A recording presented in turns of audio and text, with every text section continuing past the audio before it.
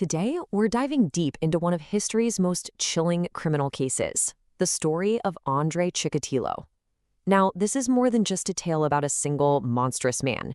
It's a look at how a flawed system and a secretive society can let true darkness hide in plain sight for years. Let's get into it.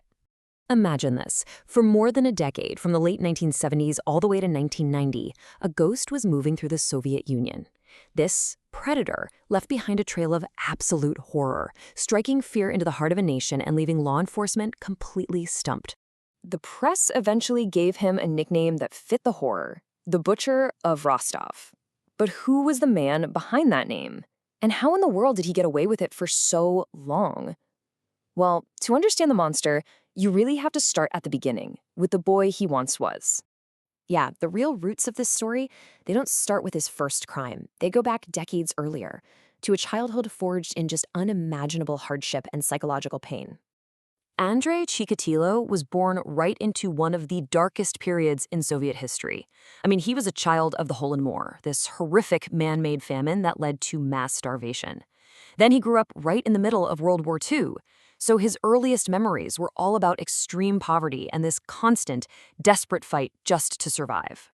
And then there was this story his mother told him, a story that would literally haunt him for the rest of his life.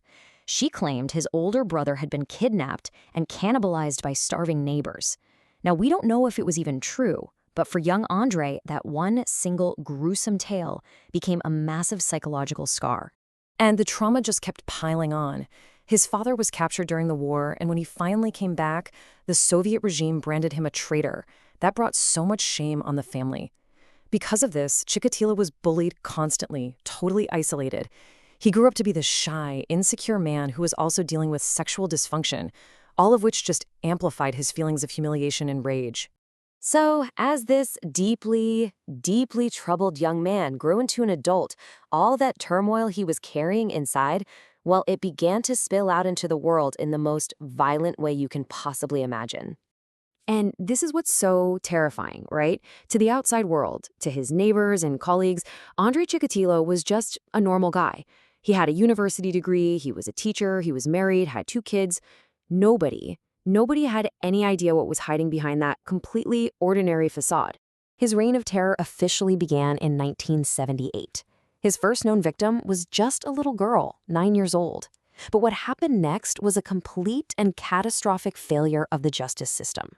The police bungled the investigation so badly that they arrested and executed an innocent man for the murder. Not only did that cost an innocent life, it left Chikatilo completely free to kill again. After that first murder, there was actually a gap of a few years. But then, in 1982, the killings started again, this time with a terrifying new intensity. His spree would go on for a staggering 12 years, with the mid-80s being the absolute worst. He was out there for over a decade, completely unchecked. And the final number? It's just hard to wrap your head around it. 52. He was officially convicted of 52 brutal murders, though he actually confessed to even more.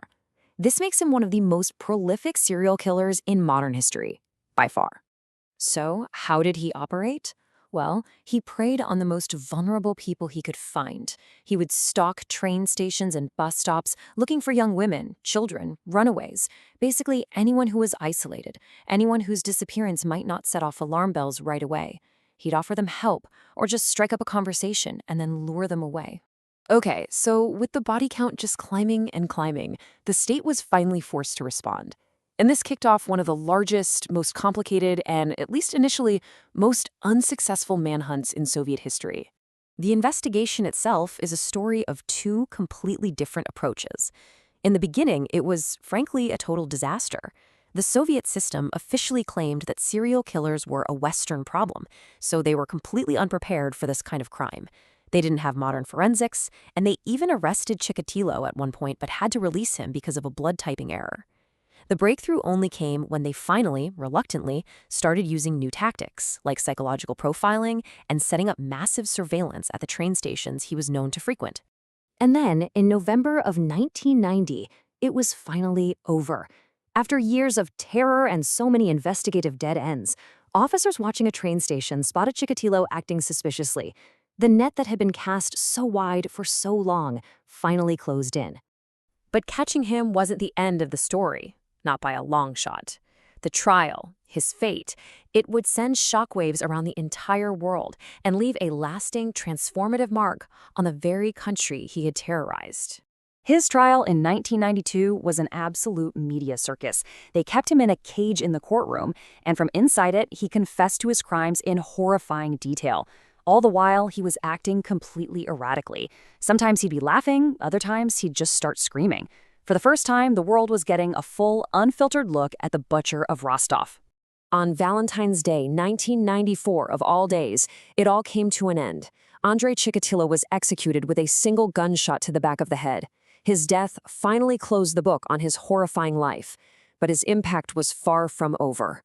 You see, in a twisted way, the sheer scale of Chikatilo's crimes forced a complete revolution in Russian law enforcement.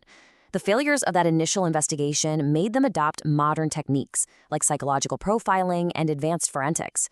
His case is now a permanent fixture in criminal psychology studies all over the globe. And that really leaves us with this one big, unsettling question, doesn't it? The case of Andrei Chikatilo isn't just about one disturbed man. It's about how a society's own systems, its secrets, and its blind spots can allow this kind of evil to grow and fester, completely hidden from view. What does it take for us to finally see it?